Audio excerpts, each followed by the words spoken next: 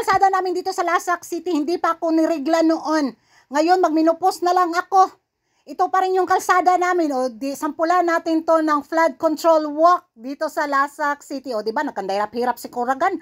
Matakil po, bitaw ko ani, impas, mangyug ko ani, magkapiang-piang, jug ko ani, kanilang dyan akong kabidabidahon ba. O, diba, lumalaban yan. Ito yung pasarilang hindi kayang pantayan ng mga kandidata sa Miss Universe 2025. Pag-amping Kuragan. Mag-ingat ka Kuragan, patay. Ito, ana, o, lumalaban ang Menopausal Province sa Miss Universe 2025 nga.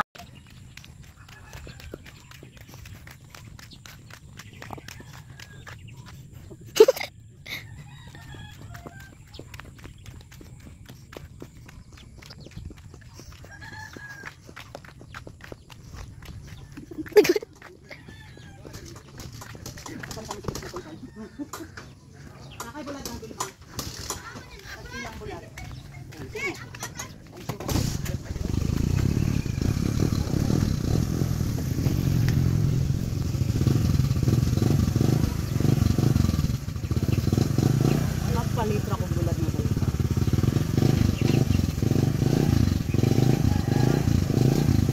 May kinataon niya. Maoy, dala ni Malika maoy.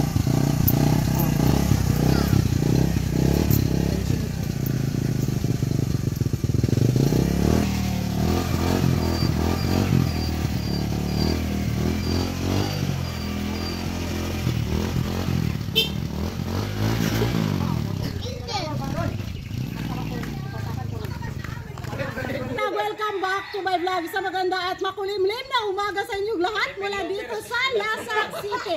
O yan ang mga karag-karag ha, sinabayan ko lang talaga ang aura ng ating pambatong si Atisa Manalo. Ito ang ating bonggahang menopausal fashion distraction look with Versace nga natangtang na ng sapatos.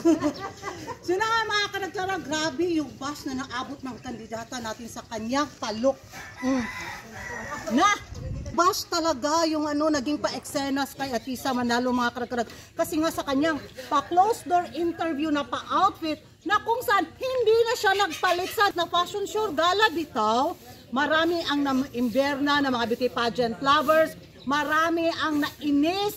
Bakit daw hindi gumawa ng effort si Atisa Manalo? Sana malang daw nag-effort si Atisa na magpalit ng damit. Pangit na nga daw yung pasinuot niya. Tapos yun din pala yung sinuot niya sa fashion show. So maraming humanas na mga beauty pageant lovers na hindi nakaintindi sa sitwasyon ni Atisa Manalo kung bakit hindi siya nakapag-change ng kanyang closed door interview na pag-gown. Sinabi ni Atisa Manalo sa pa-video na napanood ko mga karag-karag. This is John Lawson. Wow. So, kumusta yung naging interview kanina? Kumusta? Pretty good. It was relaxed. Parang conversation lang. There were 8 judges. So you gotta move each every time 2 minutes is up, you move to the next table. Okay. So, kakatapos lang ng closer interview Yes, mo? I just finished. I won't be able to change na nga. They asked me to go to the bus na like my interview outfit. But it's okay because I like it. Sana wag naman nating iba si Atisa Manalo. Siguro hindi talaga kinaya ng kanyang oras, di ba? Siguro lang talaga yung mabilisan ba? Pero yun nga, may kontra din sila sa pagiging mahinhin ni Atisa Manalo. Sana nag-double energy daw si Atisa Manalo para makapag-change ng damit.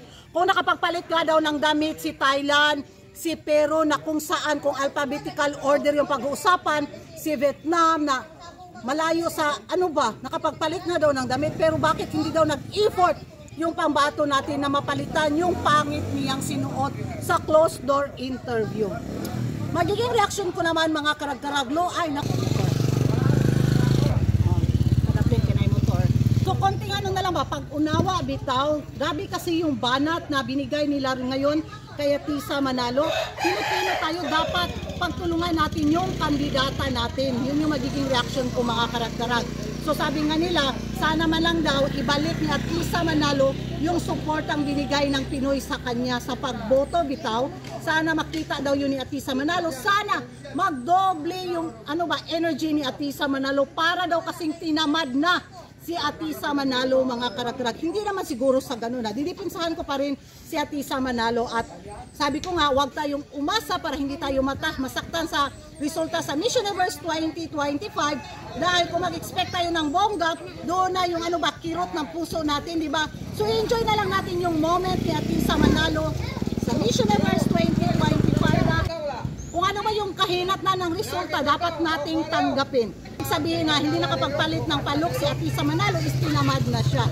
May rason talaga siguro. Kaya excited ako mga karagdag kung ano yung magiging ganap sa final sa Miss Universe 2025.